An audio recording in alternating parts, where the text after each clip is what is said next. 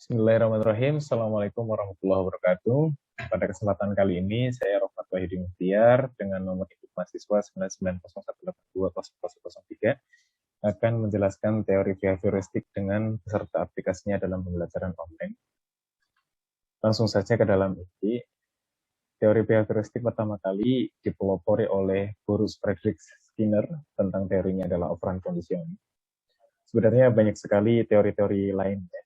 Namun gerakan pelopor secara behavioristik, secara tingkah laku ini pertama kali dipelopori oleh B.F. Skinner tentang teorinya adalah operant conditioning. Secara terminologi atau secara bahasa, operant conditioning itu terbagi menjadi dua. Kata operant dan conditioning. Operant sendiri bermaksud bahwasanya adalah setiap respon yang bersifat instrumental dalam menimbulkan akibat-akibat tertentu. Respon ini sifatnya instrumental. Instrumental itu adalah alat ukur atau instrumen-instrumen atau soal-soal atau bentuk segala stimulus ya atau perilaku yang akan nantinya menimbulkan sebuah akibat-akibat tertentu. Selanjutnya, conditioning itu adalah artinya mempelajari respon tertentu. Jadi, pada dasarnya operant conditioning ini adalah bentuk dari stimuli dan respon. Kita lanjut. Inti teori belajar dari behavioristik ini adalah pemberian dari reward atau reinforcement positif dan punishment atau reinforcement negatif. Kita lanjutkan. Berdasarkan prinsip, ada dua hal yang sudah kami sampaikan. Yang pertama adalah penguatan atau reinforcement. Penguatan ini bisa bersifat positif dan bisa bersifat negatif. Contoh dari penguatan positif itu adalah ketika seseorang melakukan sesuatu berdasarkan stimulus dan sesuatu tersebut adalah hal yang seperti yang kita inginkan, maka itu patut mendapatkan pujian. Nah, itu adalah respon yang positif. Sedangkan respon negatif itu contohnya seperti ini.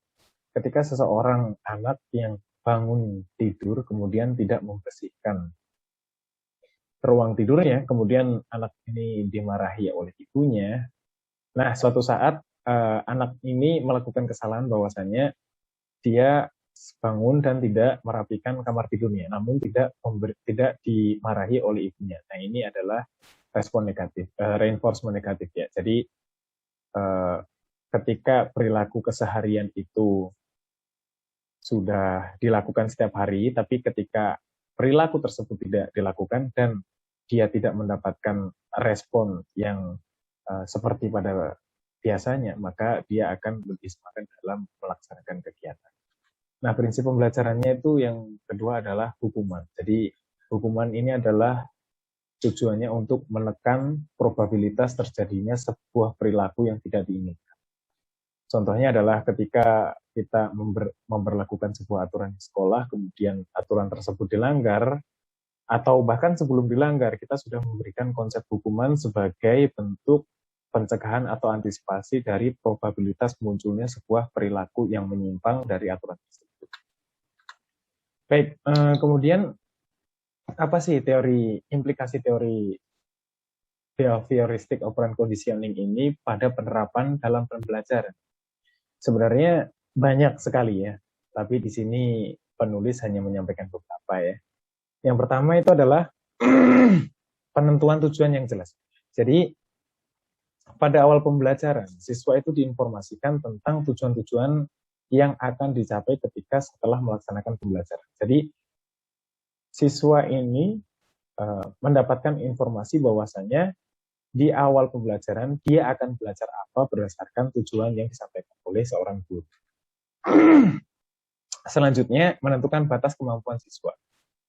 Dari siswa yang belajar itu, kemudian ada batasan-batasan tentang sampai mana kemampuan siswa itu bisa berlanjut dan sampai mana kemampuan siswa itu memang benar-benar berhenti ya. Jadi kita tidak dalam operant conditioning ini batasan kemampuan siswa itu sangat penting ya.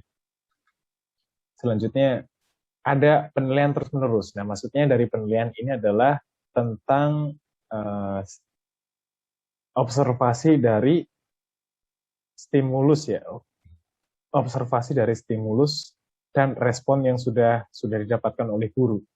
Jadi di dalam setiap topik yang disampaikan, kemudian setiap subtopik itu kemudian ada penilaian, ya, itu untuk mengetahui sebenarnya sampai sejauh mana seorang siswa atau peserta didik itu memahami sebuah pembelajaran.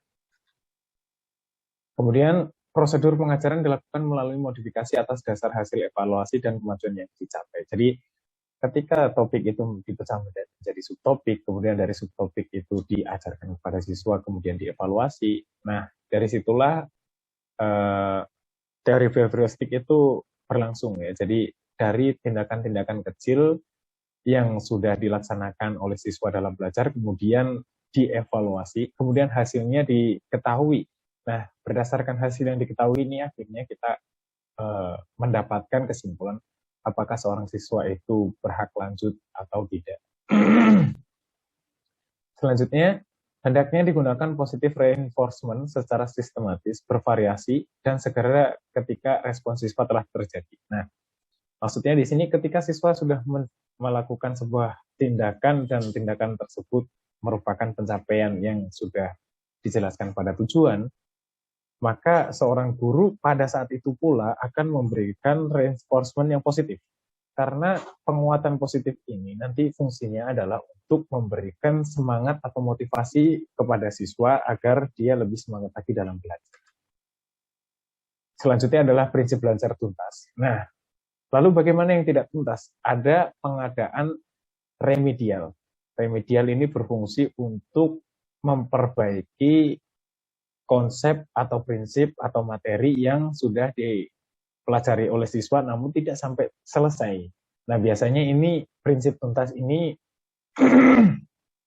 dinilai berdasarkan standar KKM ya. Kemudian guru lebih diarahkan kepada perannya sebagai arsitek dan pembentuk tingkah laku. Guru ini adalah sentral ya. Jadi prinsip dari behaviorisme itu adalah teacher center. Bahwasanya guru adalah seorang pemberi pembelajaran dalam kelas dan guru adalah sebagai sumber belajar. Nah, itu adalah behavioristik. Jika guru pengetahuannya kurang, maka murid juga akan kurang. Nah, ini adalah bentuk prinsip dari behavioristik ya. Karena guru adalah sebagai sumber belajar, sebagai pusat dari pembelajaran. Lalu bagaimana tentang penerapan dalam pembelajaran online? Ada beberapa langkah-langkah yang bisa dilaksanakan. Yang pertama, ketika guru memulai sebuah pembelajaran online secara klasikal ya, jadi satu guru dengan berbanding 10 siswa atau 15 atau bahkan lebih, tetap seperti prinsip pembelajaran ketika tatap muka. Jadi tujuan pembelajaran itu juga disampaikan di awal pembelajaran, ya, tapi mekanismenya yang berbeda. Selanjutnya ada langkah target pembelajaran setiap siswa, karena pada behavioristik ini walaupun targetnya sama antar siswa, tapi tetap bentuk-bentuk pencapaiannya yang diberikan sebuah stimulus itu akan memberikan respon yang berbeda-beda. Nah, tugas guru adalah membedakan respon itu berdasarkan perilaku yang muncul, kemudian meningkatkan lagi motivasi dan semangat belajar siswa berdasarkan stimulus. Selanjutnya, guru aktif bertanya dalam pembelajaran. Karena sifatnya adalah konvensional ya, behavioristik itu lebih ke arah klasikal, seperti dulu ya, tradisional. Jadi metodenya ceramah, kemudian diskusi, maka harus ada banyak aktivitas tanya jawab untuk menggali pengetahuan yang sudah disampaikan.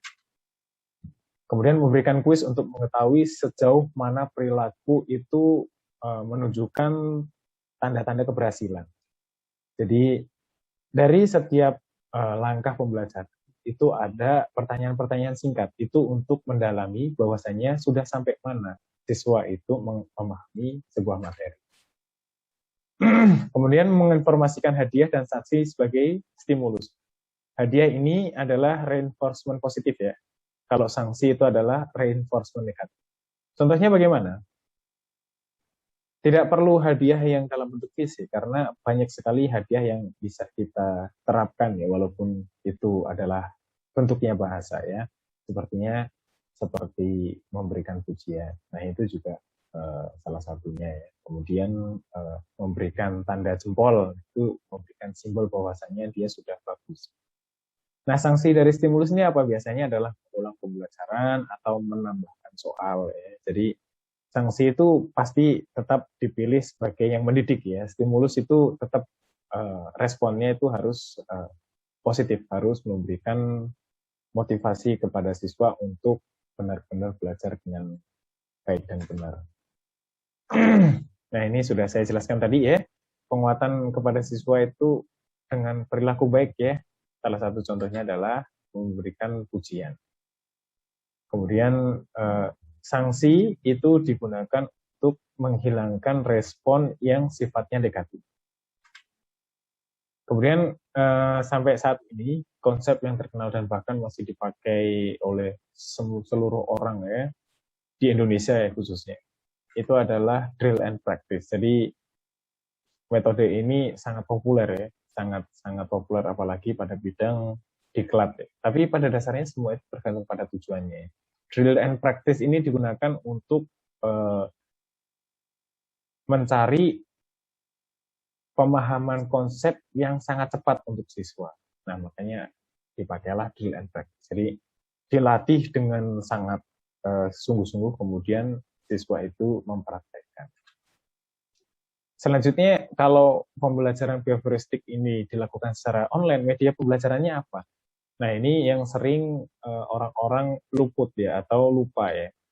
Karena pada dasarnya media pembelajaran itu tidak pernah menentukan teori belajarnya, justru terbalik. Teori pembelajarannya lah yang menentukan pemilihan media pembelajaran. Jadi ketika terpilih sebuah pembelajaran behavioristik, maka penggunaan media pembelajaran harus mengikuti karakteristik teori behavioristik juga ya, termasuk prinsip-prinsipnya. Jadi media itu hanya teknis yang dipilih, alat yang dipilih untuk mencapai tujuan belajar berdasarkan teori pembelajaran.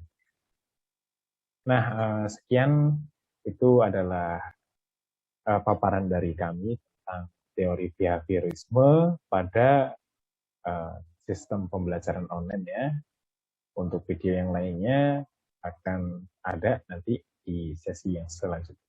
Baik, terima kasih. Wassalamualaikum warahmatullahi wabarakatuh.